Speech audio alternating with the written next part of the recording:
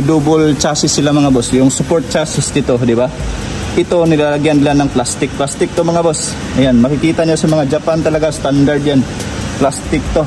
Itong nakalagay dito. Hey, what's up mga boss? Magandang araw lahat. Another question na ating sasagutin.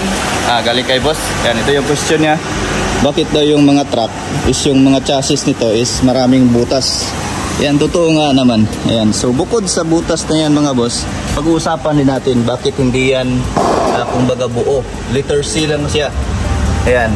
So, yan yung pag-uusapan natin mga boss. At kalimitan dito, na magkita mo is ganito. Kumbaga rivets siya. Rivets. Hindi naka-bolted. Or yung iba naman, kung may ganito, yan. So, isa-isahin natin. Itong mga butas na to mga boss, at yung kumbaga chassis niya, kung bakit hindi yan buo. Kumbaga ganyan, may takip dito sa likuran. So, ang purpose niyan mga boss is para sa flexibility ng ating chassis. Kasi when it comes, kapag dumadaan tayo sa mga uneven surface or yung mga daan na uneven mga boss, there is flexing. Kasi nga, ang titigas ng suspension ng mga truck. Yan, kita nyo yan? So, napakaliit lang ng movement yan mga boss, or kumbaga yung play niya kapag nagra-ride ka sa mga lubak-lubak. Hindi talaga katulad ng yung mga coil spring ng mga kotse na mataas yung kanyang travel.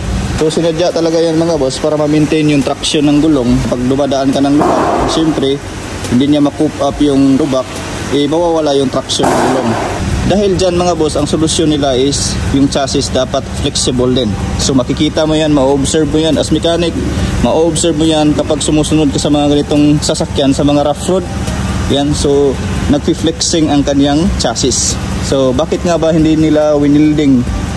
Almost wala kang makitang ma-wielding dyan sa chassis.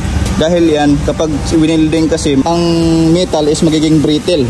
Yan. So, kung may makikita ka mang wielding is napakakunti lang mga boss. Yan dito is may support siya dito kasi meron to. At that part mga boss, the rest wala na yung mga wielding dyan. Dahil nga, para flexible siya mga boss. Makita nyo itong ganyan suspension na lip spring. Napakaliit lang ng travel ito. Tignan natin. Diba? Oh. Napakaliit lang ng clearance. Nasa lang yung travel. 2 inches lang yata or hindi ba aabot. Ayan, di ba? Napakaliit lang. Kaya kailangan talaga sa mga truck is flexible yung kanyang chassis. Yan yung ibig sabihin yan mga boss. Kaya may butas para yan sa flexibility. At ito naman, when it comes na mag-dual or mag-double chassis sila mga boss, yung support chassis dito, di ba?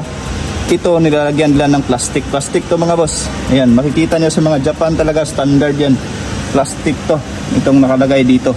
Para yan, hindi talaga siya banded mga boss, hindi siya naka-welding dito. Itong bakal na to, hindi siya naka-welding dito sa main chassis. Effective pa rin yung flexibility ng chassis mga boss, kahit na may support siya dito na auxiliary chassis. So yan yung ibig sabihin yan idol. Sana nasagot ko yung question mo, at sana na rin magkaroon ito ng kaalaman sa bawat isa. So that's it mga boss. Thanks for watching. God bless a lot. See you at the next video.